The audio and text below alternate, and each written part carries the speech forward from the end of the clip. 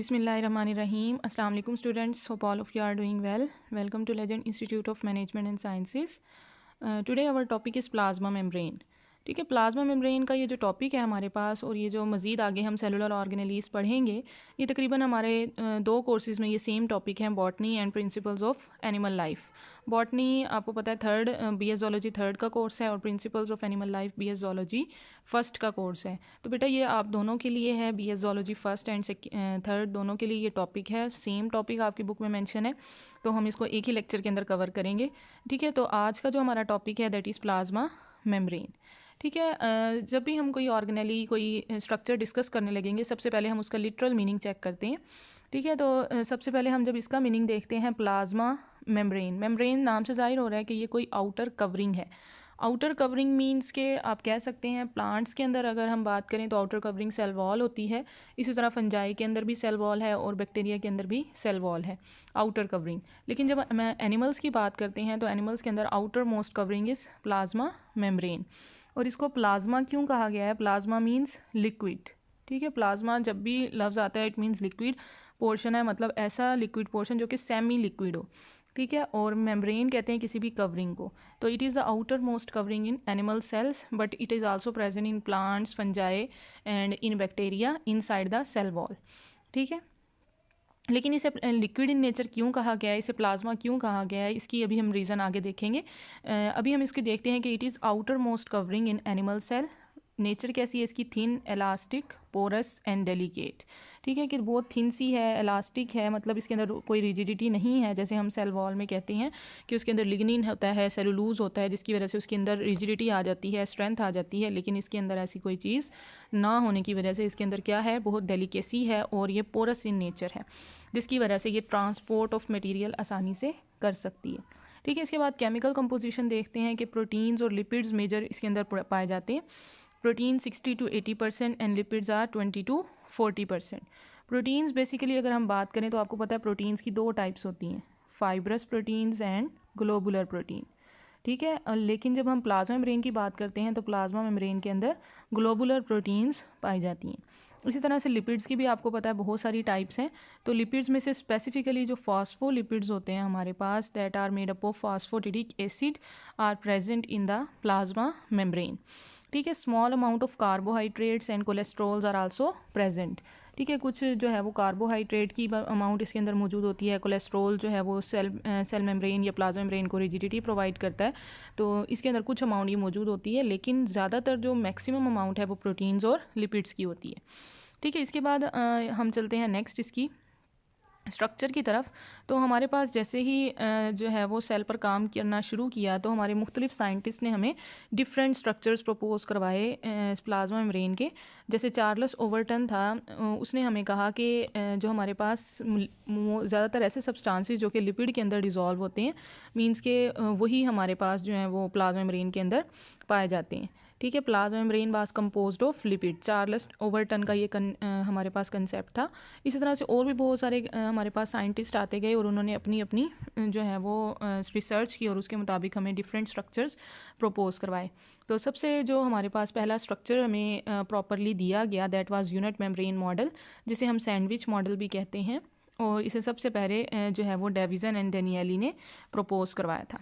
ठीक है, deviation and डेनियली proposed इन 1935। ठीक है, 1935 में ये मॉडल हमें प्रेजेंट किया गया, जिसमें कहा गया कि ये यूनिट मेम्ब्रेन मॉडल है हमारे पास, मींस के plasma membrane is unit membrane sandwiched. ठीक है, सैंडविच आपको पता है मींस के उसके अंदर कोई अपर और लोअर लेयर होगी और उसके अंदर कोई चीज़ एम्बेडेड होगी। तो बिल्कुल इसी तरह से हमारे पास जो प्लाज्मा मेम्ब्रेन होती है इसमें क्या होता है कि दो लेयर्स होती हैं ग्लोबुलर प्रोटीन्स की, outer and inner layer, and inside is lipids. ठीक है, इनसाइड जो हैं वो लिपिड बाय लेयर्स होते हैं, मतलब फॉस्फोलिपिड्स की दो लेयर होती हैं जो कि एक दूसरे के आमने सामने अटैच हुई होती हैं और ऊपर उनके क्या हैं, ग्लोबुलर प्रोटीन्स अटैच हैं। That was given by Davson and Danielli. ठीक है, इन्होंने हमें क्या कहा कि lipid bilayers are surrounded by two layers of protein like sandwich. Davison and Danieli also suggested all the membranes of cells have similar structure. ठीक है, ना सिर्फ उसने कहा कि सेल की आउटर कवरिंग बल्कि इससे मिलकर बनी होती है, बल्कि सेल के अंदर जितने भी ऑर्गेनेलीज हैं, ठीक है, जितने भी साइटोप्लाज्म में ऑर्गेनेलीज पड़ी होती हैं जो कि सेल मेम्ब्रेन बाउंड ऑर्गेनेलीज हैं, ओबियसली उनका स्ट्रक्चर भी इसी तरह का है। उन्होंने ये हमें प्रपोज करवाया। ठीक है, तो lipid bilayer sandwich between 2 protein layers, thickness of each protein layer is 20 to 25 angstrom and middle layer is 35 angstrom. Means कि ये जो फॉस्फोलिपिड की लेयर है इसकी थिकनेस 35 एंगस्ट्रॉम है, और हर प्रोटीन की मीन्स के ऊपर और नीचे वाले की जो लेयर है प्रोटीन की उसकी थिकनेस 20 to 25 एंगस्ट्रॉम तक हो सकती है। ठीक है बेटा, तो अगर हम ये हमारे पास जो था वो फर्स्ट मॉडल हमें दिया गया, लेकिन इसको जो है वो मोस्ट एक्सेप्ट अभी तक हमें नहीं किया गया। हमारे पास अब जो मॉडर्न मॉडल है that is fluid mosaic model, इसको रिजेक्ट कर दिया गया। क्यों रिजेक्ट किया गया, क्या इसके अगेंस्ट पॉइंट थे? तो सबसे पहले इसका जो मेजर ड्रॉबैक था वो ये था कि प्रोटीन की प्लेसमेंट इसके अंदर ठीक नहीं दी गई। प्रोटीन देखें, आपको नज़र आ रहा है कि इसके अंदर जो प्रोटीन हमें दिखाई गई हैं वो इस तरह से हैं कि प्रोटीन्स कंटिन्यूस हैं, ऊपर भी और नीचे भी। ठीक है, लेकिन हमने जब अल्ट्रा माइक्रोस्कोप से, इलेक्ट्रॉन माइक्रोस्कोप से जब इसका स्टडी प्लाज्मा मेम्ब्रेन का स्ट्रक्चर स्टडी किया गया तो ये देखा गया कि protein layers are not continuous. ठीक है, प्रोटीन की लेयर कंटिन्यूस नहीं है, बल्कि कहीं कहीं पर प्रोटीन मौजूद होती है एक्चुअली, और कुछ ऐसी प्रोटीन भी हैं जो कि आप कह सकते हैं कि फॉस्फोलिपिड्स के अंदर एम्बेडेड होती हैं। ठीक है, there was controversy about the placement of protein molecule, many researcher did not accept the location of protein. ठीक है, कि बहुत सारे रिसर्चर्स ने इसको एक्सेप्ट ही नहीं किया, और उन्होंने यही कहा कि हमारे पास बहुत सारी ऐसी प्रोटीन्स भी होती हैं जो इसके अंदर भी मौजूद होती हैं, जबकि हम इस स्ट्रक्चर में कोई ऐसी प्रोटीन्स नहीं देख रहे। ठीक है, इसके अलावा देखिए आपको नज़र आ रहा है कि हमारे पास जो फॉस्फोलिपिड्स हैं उनके 2 एंड्स हैं। ठीक है, फॉस्फोलिपिड्स आपको पता है इस तरह फॉस्फोलिपिड्स का स्ट्रक्चर होता है। एक इसका पोलर हेड होता है और नीचे इसकी टेल अटैच होती है, दैट इज़ हेड, एंड ये जो है हमारे पास टेल होती है। Head is always polar. ठीक है, याद होगा आपको जब हमने लिपिड का टॉपिक पढ़ा था तो हमने इसका डिटेल में स्ट्रक्चर स्टडी किया था, और हमने ये भी बोला था कि इसका जो हेड है वो पोलर क्यों होता है, क्योंकि इसके अंदर फॉस्फोरिक एसिड और ग्लिसरॉल मौजूद होता है। लेकिन ये जो टेल है चूँकि इसके अंदर फैटी एसिड अटैच होते हैं, इसलिए ये क्या होती है, नॉन पोलर होती है। और आपको पता है नॉन पोलर जो है वो हाइड्रोफोबिक होते हैं, मीन्स के वो वाटर को रिपेल करते हैं। तो इसकी जो नॉन पोलर टेल हैं फॉस्फोलिपिड्स की वो एक दूसरे के आमने सामने हैं, और ये इसके जो हेड हैं वो हाइड्रोफिलिक, आप कह सकते हैं कि हाइड्रोफिलिक या पोलर है। और इसके अलावा जो ग्लोबुलर प्रोटीन्स ऊपर और नीचे अटैच हुई हैं, इसका स्ट्रक्चर भी हमने पढ़ा है कि ये हमारे पास जो ग्लोबुलर प्रोटीन्स होती हैं इनके अंदर की तरफ जो है वो हाइड्रोफोबिक अमाइनो एसिड होते हैं और बाहर की तरफ हाइड्रोफिलिक होते हैं। आपको पता है अमाइनो एसिड्स की 2 टाइप हैं, हाइड्रोफिलिक हो सकते हैं या hydrophobic. Hydrophobic amino acids are buried inside the protein molecule, means के जो प्रोटीन की टर्शरी कन्फर्मेशन होती है या प्रोटीन का जो ग्लोबुलर स्ट्रक्चर होता है उसके अंदर जो हाइड्रोफोबिक अमाइनो एसिड होते हैं उनको अंदर की तरफ बरीड कर दिया जाता है, और जो हाइड्रोफिलिक होते हैं उनको बाहर की तरफ रखा जाता है ताकि ये जो प्रोटीन है वो आसानी से पानी के अंदर डिज़ोल्व हो सके। ओबियसली प्रोटीन है तो इसने किसी ऐसे इन्वायरमेंट के अंदर काम करना है, मीन्स के साइटोप्लाज्म में पड़ी होगी, तो साइटोप्लाज्म क्या है, लिक्विड इन नेचर है। इट मीन्स कि इसको पानी के अंदर डिज़ोल्व होना पड़ेगा ताकि ये वहाँ रहकर आसानी से अपना काम अंजाम दे सके। तो इसीलिए इसकी नेचर इस तरह से रखी गई है इस प्रोटीन की। तो यहाँ पर आपको नज़र भी आ रहा है कि ये वाले हमारे पास जो इसकी होगी ये basically outer globular protein layer और इनर ग्लोबुलर प्रोटीन लेयर जो है वो बेसिकली हाइड्रोफिलिक नेचर की हैं। ठीक है, तो इसके अलावा इसका दूसरा जो आप कह सकते हैं ड्रॉबैक है, it was found that all the membrane did not look alike in the electron microscope. आपको जब मैंने स्टार्ट करवाया तो मैंने आपको बताया कि डेविसन एंड डेनियली ने हमें ये बोला कि ना सिर्फ ये हमारे पास आउटर मेम्ब्रेन का स्ट्रक्चर है बल्कि लिपिड बल्कि आप कह सकते हैं कि ऑर्गेनेलीज भी जितनी हैं वो सारी की सारी इसी मेम्ब्रेन के स्ट्रक्चर से मिलकर बनी होती हैं। तो इसका ये भी एक ड्रॉबैक निकला कि बाकी जितनी भी लेयर्स हैं वो सेम तरह की नहीं है। ठीक है, तो ये 2 मेजर ड्रॉबैक थे जिसकी वजह से एक नया मॉडल पेश किया गया, that is fluid mosaic model. ठीक है, फ्लूइड मोज़ेक मॉडल की बात करें, ठीक है, फ्लूइड मोज़ेक मॉडल सबसे पहले हम इसकी जो है वो लिटरल मीनिंग डिस्कस कर लेते हैं। फ्लूइड कहते हैं कि ऐसी चीज़ जो कि लिक्विड इन नेचर हो, और उसके बाद हम अगर मोज़ेक की बात करें, मोज़ेक कहते हैं 2 डिफरेंट चीज़ों का कम्बिनेशन। ठीक है। टू डिफरेंट जो चीज़ें हैं वो अगर इकट्ठी हो जाती हैं, ब्यूटीफुली अटैच हो जाती हैं एक दूसरे के साथ, दैट इज़ कॉल्ड मोज़ेक। तो इसमें हम क्या कहते हैं कि प्रोटीन और फॉस्फोलिपिड आपस में इकट्ठे दरमियान में सेंटर में अटैच हो जाते हैं, जिसको हम मोज़ेक का नाम देते हैं, और इसी मॉडल को हम फ्लूइड मोज़ेक का जो है वो कह रहे हैं। इसके बाद हमने इसका नाम, इसको जो है वो फ्लूइड क्यों कहा है, तो बेसिकली हम कहते हैं कि हमारी जो प्लाज्मा मेम्ब्रेन है उसकी नेचर फ्लूइड जैसी है। सपोज़ ये हमारी प्लाज्मा मेम्ब्रेन है एनिमल सेल की, तो ये ऐसी नहीं है कि इसके अंदर रिजिडिटी हो, बहुत फ्लूइड इन नेचर है, फ्लेक्सिबिलिटी है इसके अंदर, जिसकी वजह से ये कंटिन्यूसली जो है वो मूव करती रहती है। मीन्स कि मेम्ब्रेन जो है वो किसी, आप कह सकते हैं, मूवमेंट में होती है ऑल द टाइम, जिसकी वजह से ट्रांसपोर्ट ईजी रहती है। आपको पता है प्लाज्मा मेम्ब्रेन का जो बेसिक फंक्शन है वो ट्रांसपोर्ट का काम करती है, तो इसीलिए इसकी नेचर को क्या रखा गया है, फ्लूइड रखा गया है। इसी वजह से हमने प्लाज्मा मेम्ब्रेन का भी इसको नाम दिया था। जब मैंने आपका टॉपिक स्टार्ट करवाया तो मैंने बोला था कि प्लाज्मा मेम्ब्रेन हम इसको क्यों बोलते हैं, प्लाज्मा मीन्स लिक्विड, तो इसकी नेचर बेसिकली फ्लूइड की तरह की होती है, इसीलिए हम इसको प्लाज्मा मेम्ब्रेन बोलते हैं, या फिर इसको हम सेल मेम्ब्रेन का नाम देते हैं। ठीक है, फ्लूइड मोज़ेक मॉडल की तरफ चलते हैं। S Jonathan and Garth Nicolson proposed it. सबसे पहले इन्होंने हमें 1972 में ये मॉडल प्रपोज करवाया, जिसके अकॉर्डिंग कहा जाता है a membrane is a double layer of protein and phospholipid. ठीक है, कि मेम्ब्रेन जो है वो हमारे पास डबल लेयर ऑफ प्रोटीन और फॉस्फोलिपिड है। Protein are embedded in lipid bilayer, proteins अंदर की तरफ भी मौजूद हैं फॉस्फोलिपिड्स के अंदर, in a mosaic manner and is fluid rather than solid. ठीक है, जैसे यहाँ पर आपको नज़र भी आ रहा होगा कि ये फॉस्फोलिपिड्स की लेयर हैं, तो प्रोटीन इनके अंदर भी मौजूद हैं। बाहर तो अटैच हैं ही हैं, लेकिन अंदर भी मौजूद हैं, और बाहर भी कंटिन्यूस नहीं है। जैसे हमने यूनिट मेम्ब्रेन मॉडल में देखा था कि प्रोटीन कंटिन्यूस हैं, तो ऐसा इसके अंदर नहीं है, बल्कि प्रोटीन डिसकंटिन्यूसली अटैच हैं सरफेस के ऊपर, और अंदर की तरफ भी अटैच हुई हुई हैं। अब मोज़ेक किसे कहते हैं? Mosaic refers to many different kind of protein dispersed in phospholipid bilayer. वही मतलब कि दो डिफरेंट चीज़ें जो हैं वो इकट्ठी हो रही हैं, कौन कौन सी? प्रोटीन्स और फॉस्फोलिपिड। ठीक है, डिफरेंट जो हैं वो डिस्पर्स हुई हुई हैं, इसको हम क्या बोलते हैं? इसको हम बोलते हैं मोज़ेक। तो बेसिकली हम कह सकते हैं according to this model a membrane is a double layer of proteins and phospholipid, और ये फ्लूइड फॉर्म में होती है। इस फ्लूइड फॉर्म को हम सी भी कह सकते हैं। ठीक है, प्रोटीन जो है वो इस सी लाइक आइसबर्ग के अंदर आसानी से फ्लोट कर रही होती हैं। देयरफॉर जो हमारी मेम्ब्रेन होती है वो कांस्टेंट स्टेट में रहती है, शिफ्टिंग और चेंजिंग होती रहती है उसके अंदर।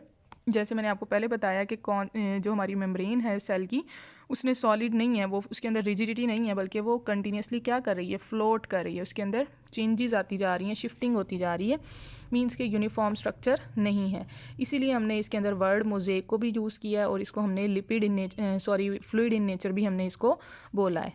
ठीक है, तो इसीलिए हमने दोनों लफ्ज़ों को मिलाकर मॉडल का क्या नाम रखा? Fluid mosaic model. ठीक है बेटा, तो ये हमारे पास मोस्ट एक्सेप्टेड मॉडल है अब तक का, जो कि हमारे पास प्लाज्मा मेम्ब्रेन के लिए पेश किया गया है। ठीक है, तो इसमें हम अगर देखें डायग्राम, तो आपको ये जो है वो इनर प्रोटीन नज़र आ रही होगी, जो कि फॉस्फोलिपिड के अंदर की तरफ मौजूद है। ये आउटर प्रोटीन है, ग्लोबुलर प्रोटीन। इसके अलावा कुछ अमाउंट में कार्बोहाइड्रेट भी अटैच हैं, ग्लाइकोलिपिड अटैच हैं। ग्लाइकोलिपिड आपको पता चल रहा होगा कि इसके अंदर दो चीज़ें इकट्ठी मौजूद हैं, carbohydrate plus lipids, so that it is a conjugated molecule. इसी तरह से कोलेस्ट्रॉल की कुछ अमाउंट अटैच है। कोलेस्ट्रॉल क्या होता है? हमारे पास लिपिड का एक जो है वो टाइप है। इसी तरह से ग्लाइकोप्रोटीन मीन्स कि ये कॉन्जुगेटेड मॉलिक्यूल है, जिसके अंदर कार्बोहाइड्रेट्स भी हैं और प्रोटीन्स भी हैं। ठीक है, इसके बाद यहाँ पर आप देखें alpha helix of protein, means के कुछ ऐसी प्रोटीन भी हैं जो कि सेकेंडरी स्ट्रक्चर के तौर पर इसके अंदर अटैच हुई हुई हैं। और ये जो हमारे पास इसके अंदर की तरफ प्रोटीन अटैच हुई हुई है ना, ये इसको हम कहते हैं इंटीरियर प्रोटीन, और ये चैनल का काम करती हैं, मींस के रास्ता बनाती हैं, जिसकी वजह से कुछ सब्सटेंसेस इन प्रोटीन के जरिए से अंदर और बाहर ट्रांसपोर्ट आसानी से हो सकते हैं। ठीक है, तो इसके अलावा जब हम इसकी डिटेल की तरफ जाते हैं फ्लूइड मोज़ेक मॉडल की, तो सबसे पहले जो डिटेल हम पढ़ते हैं दैट इज़ फॉस्फोलिपिड्स। ठीक है, फॉस्फोलिपिड्स, जैसे मैंने पीछे भी आपको बताया कि इसके दो एंड्स हैं, एक पोलर, जैसे कि ये आपको हेड नज़र आ रहा है, और नीचे इसकी टेल। ठीक है, हेड पोलर होता है। क्यों पोलर होता है? क्योंकि इसके अंदर एक फॉस्फेट ग्रुप अटैच है, जिसे जैसा कि आपको पता है कि फॉस्फोरिक एसिड से आया होगा वो ऑब्वियसली, और एक ग्लिसरॉल का मॉलिक्यूल अटैच है। याद हो तो हमने लिपिड्स का जब टॉपिक पढ़ा था, तो हमने कहा था कि फॉस्फोलिपिड्स हमारे तीन मेन चीज़ों से मिलकर बनते हैं। इसके अंदर जो है वो ग्लिसरॉल होता है, फॉस्फोरिक एसिड होता है, और इसके अंदर फैटी एसिड के मॉलिक्यूल अटैच हुए होते हैं। ठीक है। तो बेसिकली वही दो मॉलिक्यूल जो फॉस्फेट और ग्लिसरॉल हैं, चूँकि वो पोलर नेचर के होते हैं, इसीलिए वो मिलकर हमारा हेड बनाते हैं फॉस्फोलिपिड का, that is hydrophilic head, means के पोलर हेड। इसी तरह से यहाँ पर जो हाइड्रोफोबिक जोन है या हाइड्रोफोबिक टेल है, इसके अंदर फैटी एसिड अटैच होते हैं। इस फैटी एसिड की अटैचमेंट की वजह से ये नॉन पोलर हो जाती है टेल। कुछ फैटी एसिड इसके अंदर सैचुरेटेड नेचर के होते हैं और कुछ अनसैचुरेटेड नेचर के भी होते हैं। वही लिखा हुआ है कि it has phosphate group located over the cell surface, so it is hydrophilic, means के पोलर हेड। इसी तरह से फैटी एसिड मॉलिक्यूल चूँकि टेल में मौजूद होते हैं, इसीलिए ये क्या होते हैं, एक दूसरे की तरफ अट्रैक्टेड होते हैं और हाइड्रोफोबिक नेचर के होते हैं।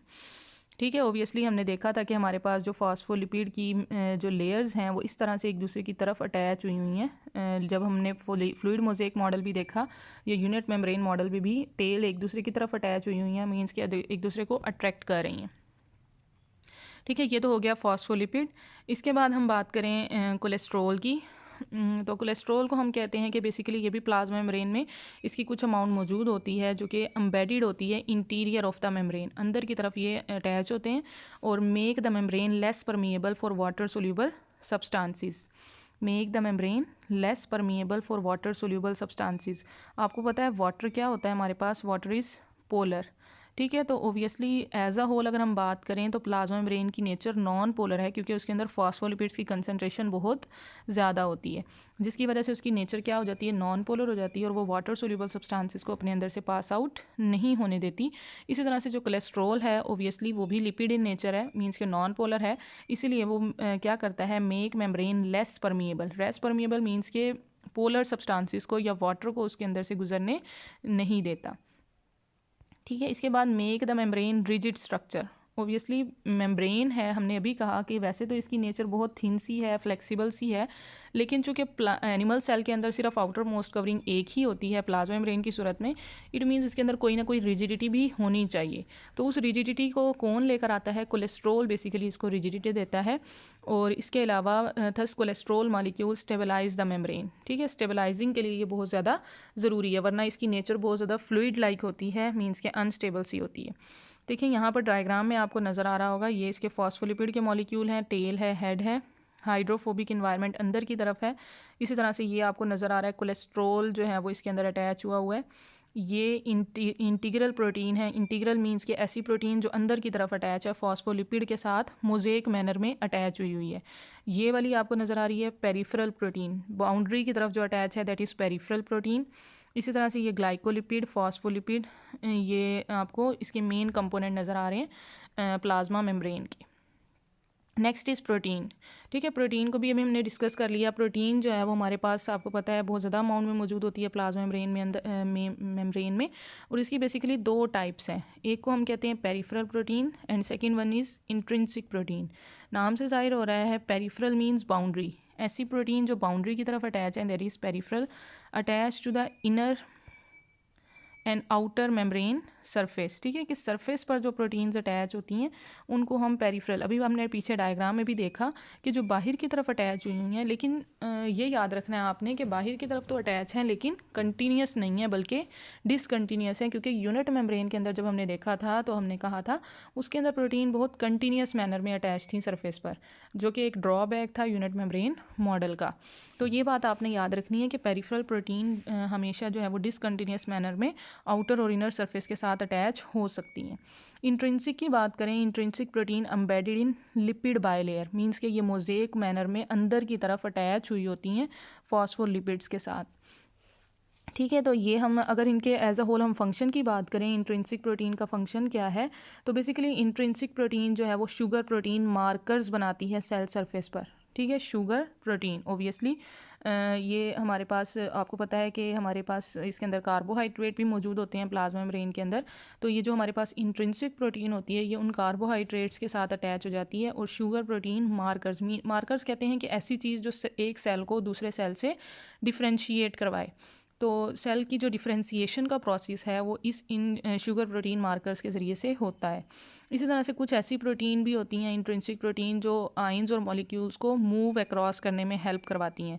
अभी हमने कहा था कि कुछ ऐसी प्रोटीन्स हैं जो इस तरह से अटैच हुई हैं अंदर की तरफ, इट मीन्स कि ये चैनल बना रही होती हैं, गुजरने का रास्ता दे रही होती हैं कि कुछ चीज़ें बाहर की तरह अंदर से बाहर भी आ सकती हैं और कुछ बाहर से अंदर भी जा सकती हैं। मीन्स कि ऐसी चीज़ें जो कि पोलर होती हैं। ओबियसली हमने अभी कहा कि हमारे पास जो लिपिड बाय लेयर की वजह से हमारे पास एज अ होल जो मेम्ब्रेन का स्ट्रक्चर है वो नॉन पोलर होता है, तो ओबियसली पोलर चीज़ें इससे आसानी से नहीं गुजर सकती।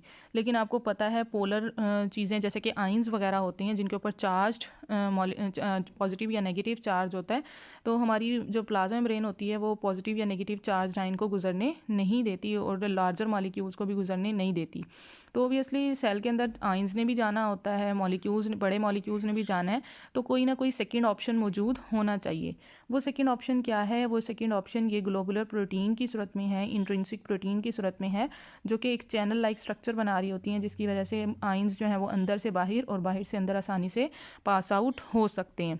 जैसे कि आपको याद हो तो जब हम नर्व इम्पल्स पढ़ते हैं तो हम कहते हैं हमारे पास सोडियम पोटाशियम पंप्स होते हैं, ये सोडियम पोटाशियम गेट्स होते हैं। तो बेसिकली वो न्यूरॉन्स की जो प्लाज्मा मेम्ब्रेन है उनके अंदर इसी तरह से जो है वो प्रोटीन गेट्स बनाती हैं या चैनल्स बनाती है, जिसकी वजह से सोडियम और पोटाशियम आयन की ट्रांसपोर्ट होती है एक अंदर से बाहर की तरफ। ठीक है, इसके बाद हम कहते हैं सम प्रोटीन्स जो हैं वो बेसिकली सेल के अंदर का जो साइटोस्केलेटन होता है उसके साथ जाकर अटैच हो जाती हैं ताकि सेल को क्या मिल सके, स्ट्रेंथ मिल सके। साइटोस्केलेटन क्या होता है? बेसिकली सेल का स्केलेटन जो कि आप कह सकते हैं इंटरमीडिएट फिलामेंट माइक्रो फिलामेंट्स की सूरत में मौजूद होता है।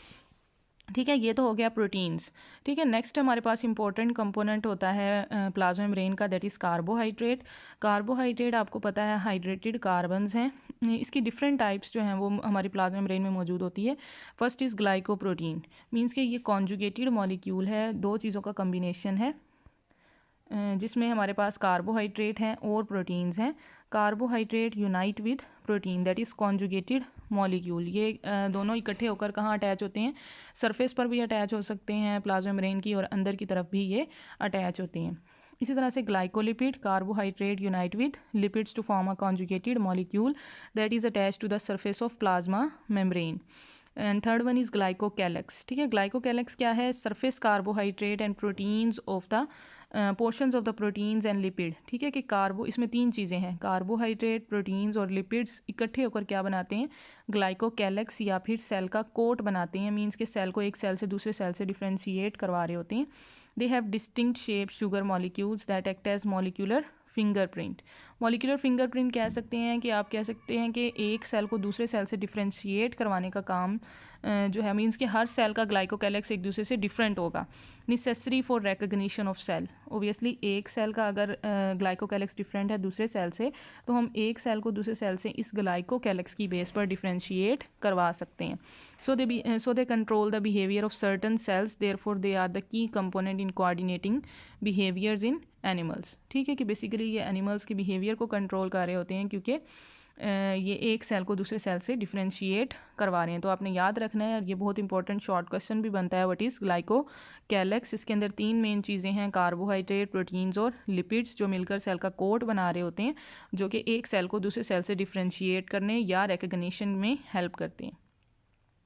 ठीक है, इसके बाद हमारे पास अगर हम as a whole general functions की बात कर लें, हमारे पास जो फंक्शंस होते हैं सेल मेम्ब्रेन के, क्योंकि अभी हमने जो बेसिकली प्लाज्मा मेम्ब्रेन का आप कह सकते हैं फ्लूइड मोज़ेक मॉडल हमने डिटेल में स्टडी किया है, तो अब हम एक एक करके इसके फंक्शन डिस्कस करते हैं। वैसे तो एज अ होल जो हमारे पास फंक्शन होता है प्लाज्मा मेम्ब्रेन का, दैट इज़ ट्रांसपोर्ट। ट्रांसपोर्ट में हमारे पास डिफीजन आ जाती है, फैसिलिटेटेड डिफीजन है, ओस्मोसिस है, इसके अलावा फैगोसाइटोसिस, पिनोसाइटोसिस, उसकी डिटेल हमने जो है वो नेक्स्ट लेक्चर में डिस्कस करेंगे इंशाल्लाह। अभी हम जनरल फंक्शंस डिस्कस करते हैं सेल मेम्ब्रेन के। सबसे पहला फंक्शन लिखा हुआ है, regulates material moving into and out of cell. Obviously सबसे पहले मैंने आपको यही बताया है कि हमारे पास जो मेम्ब्रेन है उसका काम बेसिकली मूवमेंट है। ठीक है, अभी हमने कहा कि ये फ्लूइड इन नेचर है, इट मीन्स कि ये चीज़ों को गुजरने दे सकती है, लेकिन ऐसा भी नहीं है कि हर चीज़ इससे गुजर जाएगी। ये हम कहते हैं प्लाज्मा मेम्ब्रेन इज सेलेक्टिवली और differentially permeable membrane, don't allow all the substances to pass through but only allow lipid soluble substances to pass through them. ठीक है कि लिपिड सोल्यूबल सब्सटेंसेस तो आसानी से इसके अंदर से गुजर सकते हैं, या स्मॉल सब्सटेंसेस जैसे कि ग्लूकोज वगैरह है वो आसानी से गुजर सकता है, लेकिन लार्जर मॉलिक्यूल्स और पोलर सब्सटेंसेस इससे नहीं गुजर सकते। और जो चार्ज्ड पार्टिकल्स होते हैं वो भी नहीं गुजर सकते। और अगर हमने उनको पास आउट करवाना है तो बेसिकली हमारे पास उसके लिए कोई ना कोई चैनल्स होने चाहिए जो कि हमारे पास आप कह सकते हैं प्रोटीन्स की सूरत में मौजूद होते हैं। Second one is separates the inside of the cell from outside. Obviously अभी हमने कहा कि ये आउटर कवरिंग है, तो ओबियसली सेल को जो है वो आउटसाइड मटेरियल से मींस के साइटोप्लाज्म या आप कह सकते हैं जो आउटर एक्स्ट्रा सेलुलर इन्वायरमेंट होता है उससे सेल को सेपरेट कर रही होती है ये membrane. Separates the organelles within the cell. Obviously ये सेल मेम्ब्रेन ऑर्गेनेलीज के इर्द गिर्द भी पाई जा रही है, जैसे कि एंडोप्लाज्मिक रेटिकुलम है, गोल्जी बॉडीज़ हैं। इसके अलावा आप कह सकते हैं हमारे पास जो माइटोकॉन्ड्रिया होता है वो डबल मेम्ब्रेन स्ट्रक्चर है। इसी तरह से हमारे पास जो क्लोरोप्लास्ट है वो भी डबल मेम्ब्रेन है। इट मीन्स के वो ऑर्गेनेलीज जो सेल के अंदर पाई जा रही हैं तो उनके मटेरियल को साइटोप्लाज्मिक मटेरियल से सेपरेट करने का जो बेसिक कवरिंग होती है दैट इज़ सेल मेम्ब्रेन। इसके अलावा provides a large surface area on which specific chemical reaction can occur. Obviously जैसे कि आप कहते हैं माइटोकॉन्ड्रिया की जो मेम्ब्रेन होती है उसके अंदर बहुत सारे ऐसे एंजाइम्स अटैच होते हैं जो उसको रेस्पायरेशन में मीन्स के एनर्जी बनाने में एटीपी की प्रोडक्शन में हेल्प करते हैं। इसी तरह से हमारे पास जो फोटोसेंसिस का रिएक्शन हो रहा होता है वो क्लोरोप्लास्ट की जो प्लाज्मा मेम्ब्रेन है उसी के ऊपर जो है वो एंजाइम्स अटैच होती हैं जो उसको हेल्प आउट कर रहे होते हैं। इट मीन्स कि ये बहुत सारी हमें जो है वो सरफेस प्रोवाइड करती है जहाँ पर एंजाइम्स आकर अटैच होते हैं और रिएक्शंस हो रहे होते हैं। Separates the cell from one to another. Obviously एक सेल जो दूसरे सेल से सेपरेट हुआ है उसके कंटेंट एक दूसरे से अलग हुए हैं वो बेसिकली इसी मेम्ब्रेन की वजह से हैं। Site for the receptors on the cell membrane, ठीक है, इसके ऊपर बहुत सारे ऐसे रिसेप्टर्स अटैच होते हैं। Receptors contain specific cell identification markers, ठीक है, कि इसके पास बहुत सारे रिसेप्टर अटैच हैं। The receptors contain specific cell identification marker. These marker differentiate cell type from other cell, ठीक है, कि वही बात है कि एक सेल के ऊपर जो रिसेप्टर्स होंगे वो दूसरे सेल्स के ऊपर नहीं होंगे। एक सेल जो है वो स्टिमुलेट हो रहा होगा किसी, अगर आप कह सकते हैं कोई ऐसा स्टिमुलस जो इस रिसेप्टर्स को स्टिमुलेट करवा रहा है वो इसको स्टिमुलेट नहीं करवा सकता। तो बेसिकली हर सेल के जो रिसेप्टर होते हैं वो स्पेसिफिक होते हैं जिसकी वजह से हम एक सेल को दूसरे सेल से डिफ्रेंशिएट करवा पाते हैं, ठीक है। इसे हम कह रहे हैं कि सेल आइडेंटिफिकेशन मार्कर्स हैं। Allow some substances to move in and keep others out. वही बात हुई कि ये पोलर सब्सटेंसेस को पास आउट नहीं होने देती, लेकिन जो नॉन पोलर और जो लिपिड सोल्यूबल सब्सटेंसेस होते हैं वो आसानी से इसके अंदर से गुजर सकते हैं। इसलिए बेसिकली ये सेलेक्टिवली परमिएबल या डिफरेंशियली परमिएबल मेम्ब्रेन है। और इसके अलावा ये सेलुलर होम्योस्टेसिस के लिए बहुत ज़्यादा ज़रूरी है।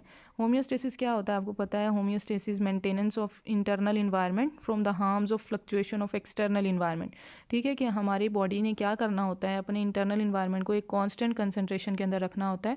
बाहर का इन्वायरमेंट जितना भी चेंज हो जाए लेकिन अंदर का इन्वायरमेंट चेंज नहीं होना चाहिए। तो ऑब्वियसली इसको मेंटेन करवाने के लिए ट्रांसपोर्ट का होना बहुत ज़रूरी है। मतलब कुछ चीज़ें सेल से बाहर जाएंगी, कुछ चीज़ें सेल के अंदर आएंगी, तो उस ट्रांसपोर्ट को कंट्रोल कौन कर रहा होता है? बेसिकली सेल मेम्ब्रेन ही कंट्रोल करती है। तो बेटा ये था हमारे पास general functions of the cell membrane. इसके बाद जो मेजर फंक्शन है हमारे पास सेल मेम्ब्रेन का, that is movement across membrane, उसको इंशाल्लाह हम नेक्स्ट लेक्चर में डिस्कस करेंगे। होप सो यहाँ तक आपको अच्छे से समझ आ गया होगा। कोई भी क्वेश्चन है लाजमी मुझसे करें। Thank you so much. अल्लाह हाफिज़।